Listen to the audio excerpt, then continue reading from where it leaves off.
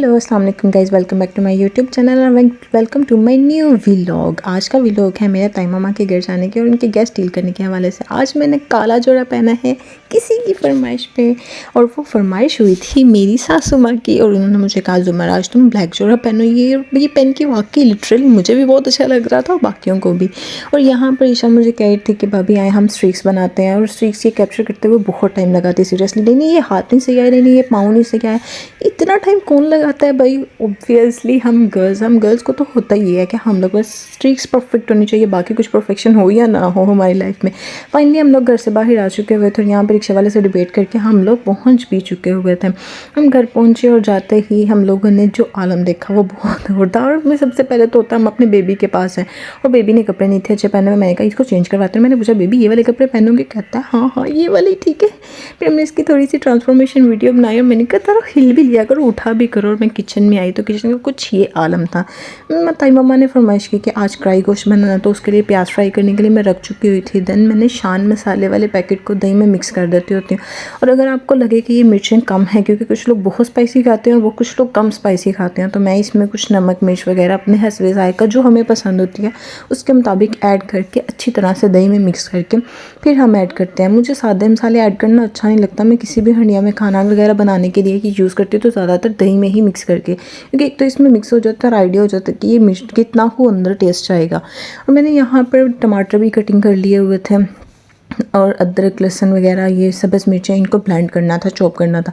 प्याज फ्राई कर रही थी, प्याज फ्राई करने की कोशिश करती हूँ, कहती है अल्लाह ये जल्दी क्यों नहीं होती, एक तो ये प्याज इतने डीट होते हैं ना। और यहाँ पर ईशा सैलड बना रही थी और सैलड बनाने के लिए खीरे वगैरह कटिंग कर रही थी। मैंने कहा लाओ यार तुम्हें भी व्लॉग में डालती, तुम भी मेहनती बच्चा हो, चलो तुम्हारी भी थोड़ी बहुत इज्जत हो जाएगी।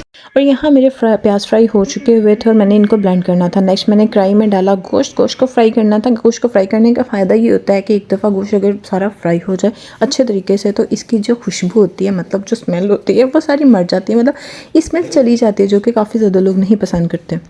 यहाँ मैंने सारे मसालों को ब्लेंडर में डालकर घुमा घुमा के इनको पागल कर दिया था और ये सारा मसाला बेहोश होकर गिरता जा रहा था और एक ही चटनी की तरह बन जा रहा था।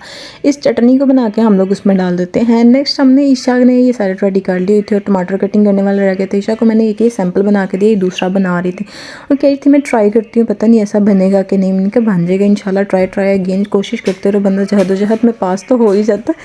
और फाइनली इसने ये टमाटर कटिंग करने में बहुत मेहनत की गाइस। इसकी मेहनत के लिए एक लाइक तो बनता है यार, लाइक नहीं बहुत से लाइक्स बनते हैं। इसने खोलने की कोशिश की, खुल नहीं था दोबारा। इसने कहा भाभी दोबारा एडिट करो इसको, और हमने यहाँ पे दोबारा खोल के दिखाया तो ये वाकई बहुत प्यारा बन के बाहर आ चुका हुआ था। यहाँ पे चिकन फ्राई हो चुका हुआ था। चिकन में मैंने सारा ब्लेंड किया हुआ, जिस मसाले को बेहोश किया था उसको मैंने अंदर डाल दिया हुआ था, ताकि ये चिकन में जाके उसको जान दे और अच्छे तरीके से भुन जाए। और ये सारा मसाला मैं जग से निकालते हुए बहुत मेहनत लगती है भाई, जग से निकालने में मुझे सबसे ज़्यादा गुस्सा आता है जब ये जम जाता है। फिर हम लोगों ने इसको अच्छे तरीके से मिक्स किया और थोड़ी देर बाद देखा कि मम्मा चावल की ट्रे उठा के आ रही है। मैंने कहा मम्मा ये क्या करना, मम्मा का चावल भी बनाने हैं।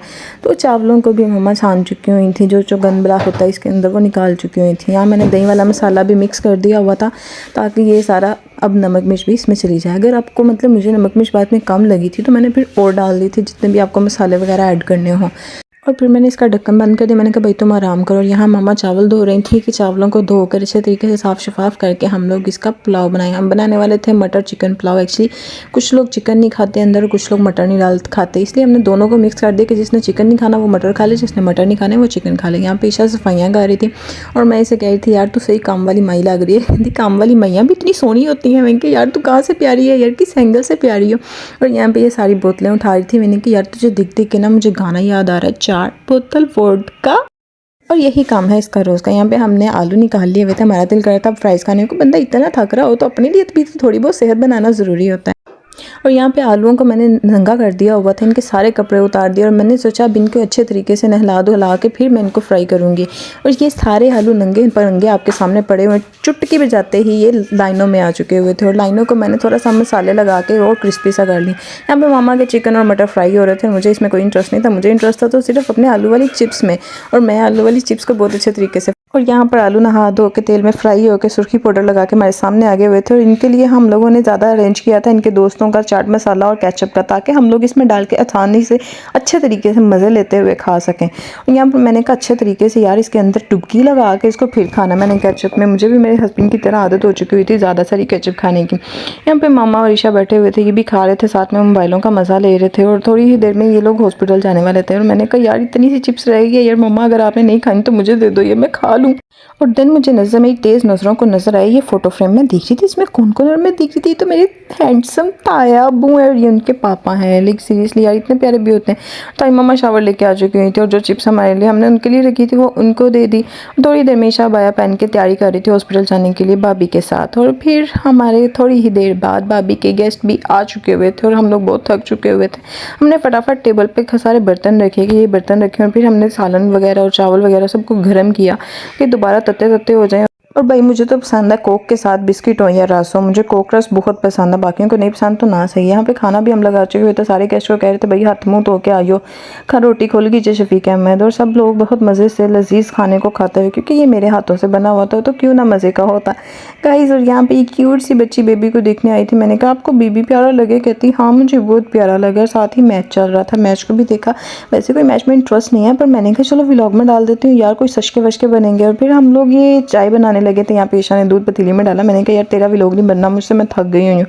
यहाँ पे बेबी को फिर से मिला एक प्यारा सा गिफ्ट, उसकी खाला की तरफ से एक रिंग मिली और ये बहुत प्यारी थी और बेबी के हाथ में भी बहुत प्यारी लग रही थी।